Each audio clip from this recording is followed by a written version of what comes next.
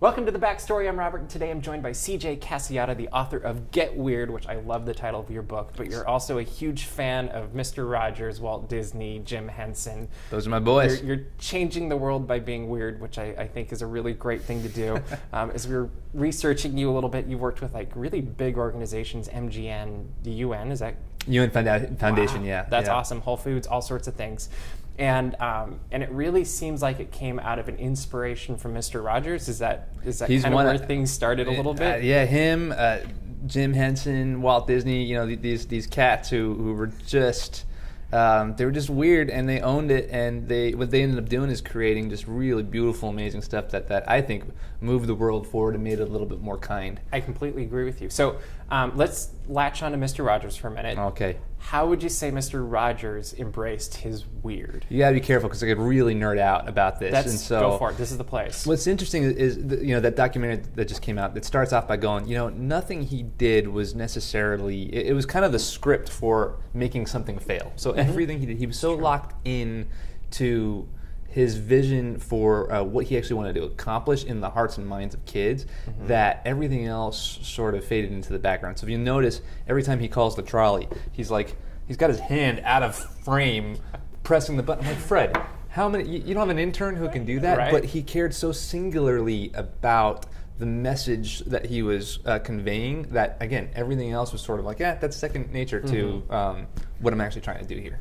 And so then as you're moving forward and you've written Get Weird, like what can you take away from that? Why is he such a great example beyond him controlling his little things and because he could have done so many things with his brilliance, and what he did was decide at some point, I see a problem that's worth solving, and I know it's actually going to be really hard. I know people are going to think I'm crazy, and I'm different, and I'm weird, and I should probably just get a haircut and a real job, right? And take the sweater off, put on a suit, like we're both, put on a sports jacket, and just go and sell some life insurance.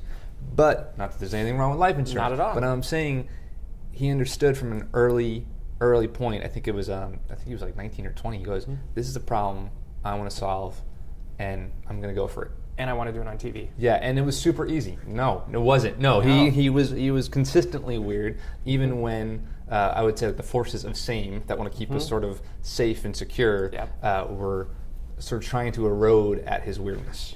So talk about, you're obviously a creative guy. What inspires you?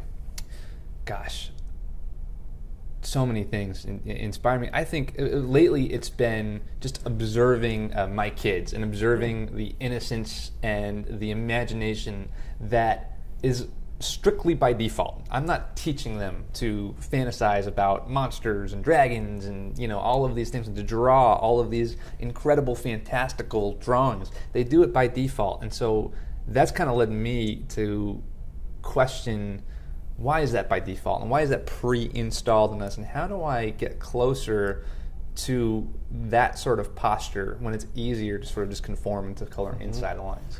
So that really kind of answered my next question, where do you think creative talent is inherited or is it trained?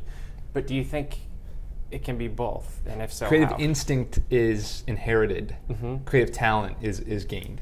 Okay, and talk about how do you do that?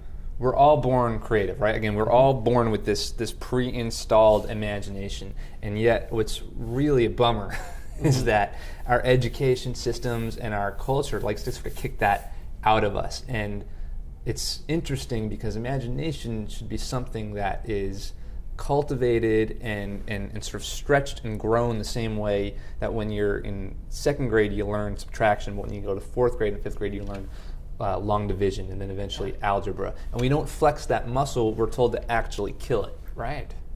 And then we wonder why we have a bunch of humans who are not kind to each other, have no imagination for how the world can be, and are honestly floundering and trying to figure out their way through the world. That's a very good point.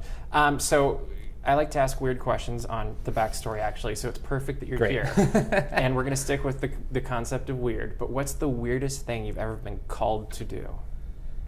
I think I'm living it right now. Probably writing a book on weirdness. I open up the book and I go, hey, look, I came up with this concept of why weird wins and why we should embrace it, but I had this sort of moment where I'm like, I know I've got the glasses on, and that's sort of meant for automatic. That means it's you can write a automated. book, You got the right? bow tie and stuff. But honestly, most days, I mow my own lawn. I tell dad jokes. I don't feel like the poster child for weird. Yeah.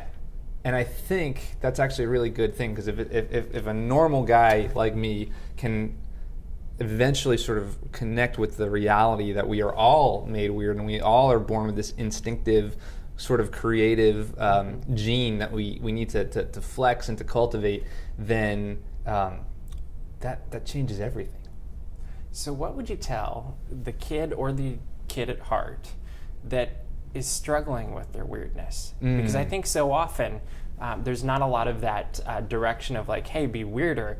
It's what you said. It's be normal. Come into the conformity world. Yeah. What would you say to that kid that knows they have this creative spark or this weird spark? Well, and the way you frame that question is so good, because that kid could be 5 or that kid could be 85, And what I would say is that it's not up to anybody else. I have a friend who I think is pretty dear to you guys too, is a fellow kind of mentor, and he told me recently, he goes, you need to stop giving people votes who aren't citizens of your soul. Nice. And so that's what I would just totally steal that from him and go, be careful that you're not handing out votes to people who aren't citizens of you and your sacred weird. That's great. So if people want to connect with you, where do they find you? Yeah, go to cjcass.com, or I've got this book. I would love for people to pick it up and to read it. It's at getweirdbook.com. I'm looking forward to reading it as well. Make sure to visit his website and watch CJ on Hour of Power, where Bobby interviews him as well. Thank you for coming. Thank you.